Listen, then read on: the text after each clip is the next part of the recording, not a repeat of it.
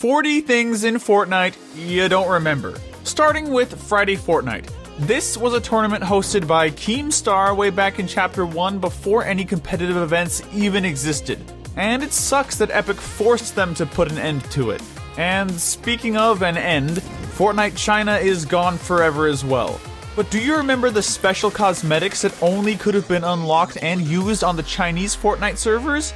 Because they dropped these 2 pickaxes and backblings, and I wish they'd release them for everyone now so they won't just go to waste. Then is it just me, or does it seem like the Wreck-It Ralph cameo at Risky Reels was a waste of time, or what?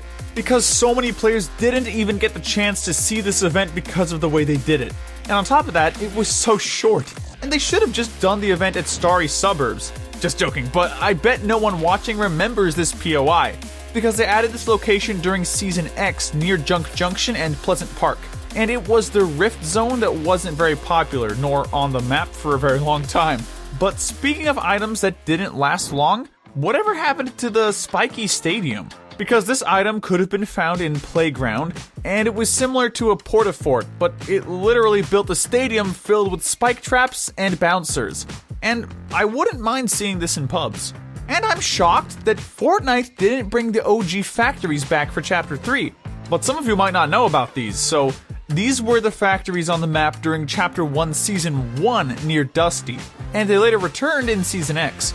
Now let's move on to account merging, because back in the earlier days of Fortnite, they decided to add an option where you could merge 2 of your accounts together to have all of your skins on one account.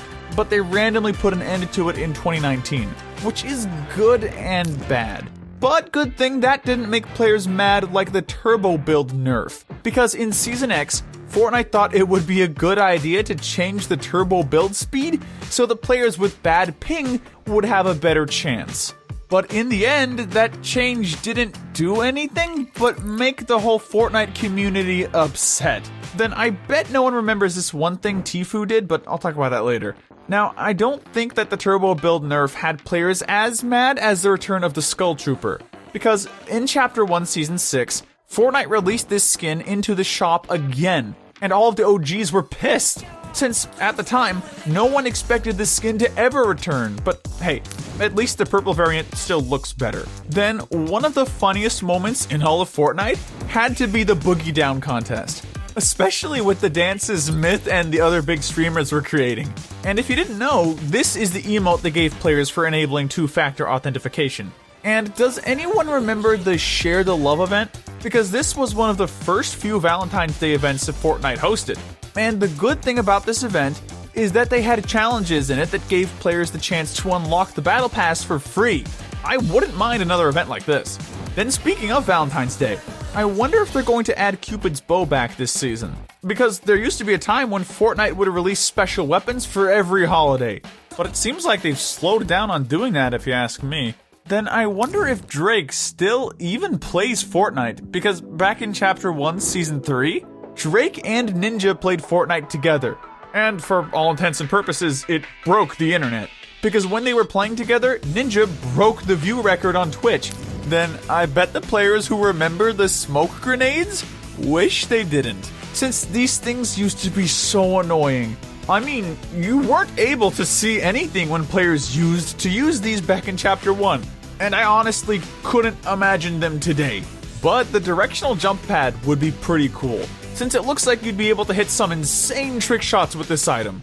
But at the same time, this was just an older version of the bouncer they had in the game during Season 0. So it's probably pointless for them to bring these back.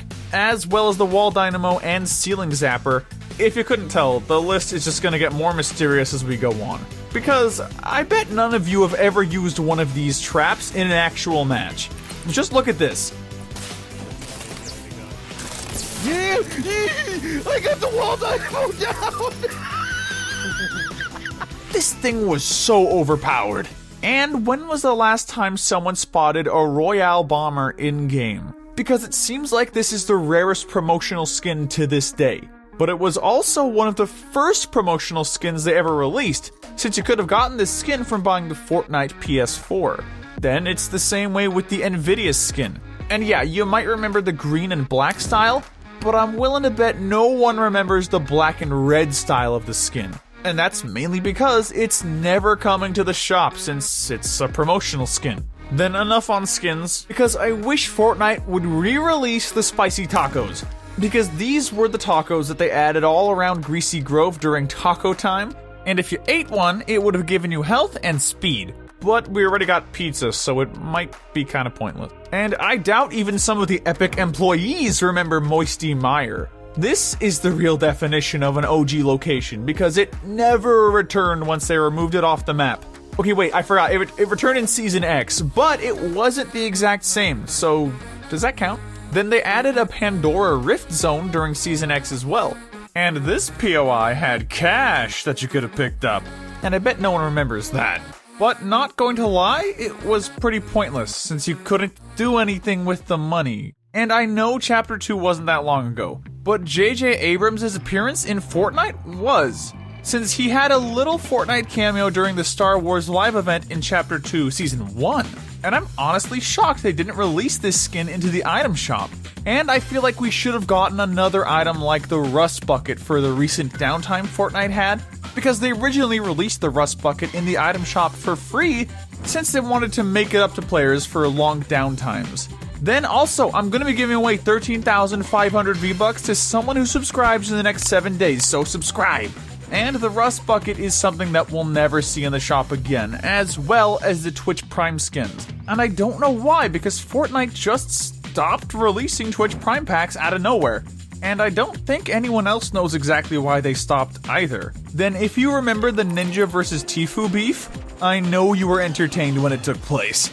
Because back when this feud was going on, Tfue got so mad to the point where he wanted to set up a real boxing match to fight Ninja in real life. And it doesn't stop right there with Tfue, since the list gets crazier, because Tfue also had beef with FaZe Clan.